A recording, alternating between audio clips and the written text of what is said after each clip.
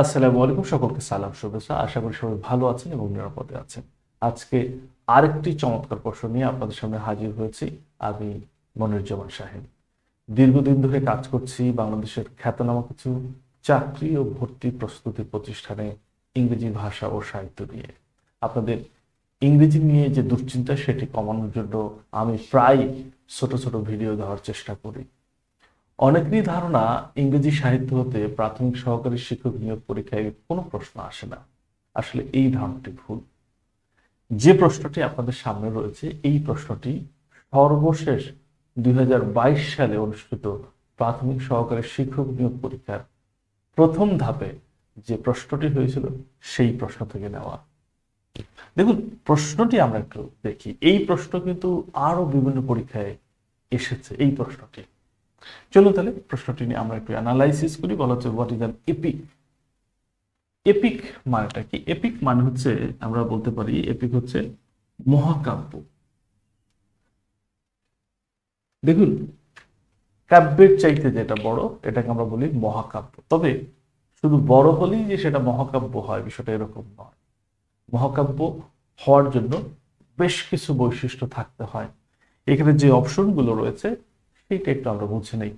প্রথম কথা হচ্ছে ইপিক এটি কবিতার সাথে জড়িত, কবিতা থেকে কাব্য। আর কাব্যের চাইতে বড় সেটা হচ্ছে মহাকাব্য।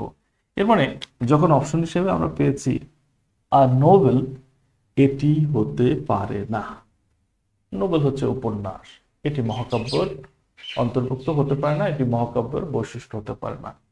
আর লং পোয়েম, এখানে কি আছে? পোয়েম, এটি আমাদের উত্তর হতে পারে। আমরা একটা টিক দিয়ে রাখলাম, মানে একটা দীর্ঘ কবিতা। এরপরে যেটি বলা হচ্ছে গ নম্বরে, আ লং প্রোজ কম্পোজিশন, দীর্ঘ গদ্য রচনা। দীর্ঘ গদ্য রচনা খেয়াল করুন, তাহলে গদ্য তো আর মহাকাব্যের বৈশিষ্ট্য হতে পারে না। আর রোমান্স, রোম্যান্স বিষয়টা একটু ভিন্ন। এটা হচ্ছে যখন কোনো নারীর মন জয় করার জন্য কোনো পুরুষ বিভিন্ন অ্যাডভেঞ্চারাস কাজবাজ করে, সেইটার বর্ণনাকেই বলা হয় রোম্যান্স।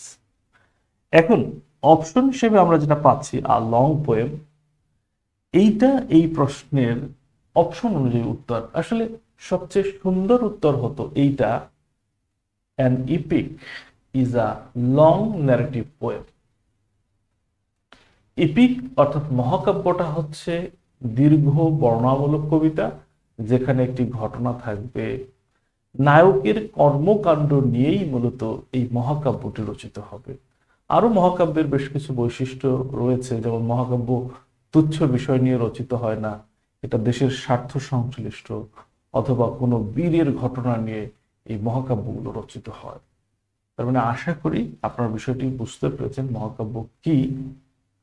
আর এই প্রশ্নের যে অপশনগুলো রয়েছে সেই অপশন থেকে আমার উত্তর নিতে হচ্ছে আর লং পোয়েম, শুধু এতটুকুই নিতে হচ্ছে। বাট অন্যান্য পরীক্ষার প্রশ্নের অপশনে আমি যেটা দেখতে পেয়েছি, অপশনটি এরকম রয়েছে আর লং ন্যারেটিভ পোয়েম। আর লং ন্যারেটিভ পোয়েম এই অপশনটি থাকলে পরিপূর্ণ হতো। যাক, যেটা আছে সেটা দিয়ে আমাদের কাজ চালাতে হবে। আশা করি এই প্রশ্নটি নিয়ে আর কখনো ঝামেলা থাকবে না।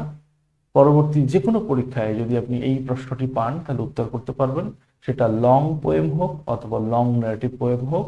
আপনি দেখেই বুঝতে পারবেন এটা ইপিকের বৈশিষ্ট্য। আবারও দেখা হবে নতুন কোনো ভিডিও নিয়ে। সে পর্যন্ত সবাই ভালো থাকুন। আল্লাহ হাফেজ।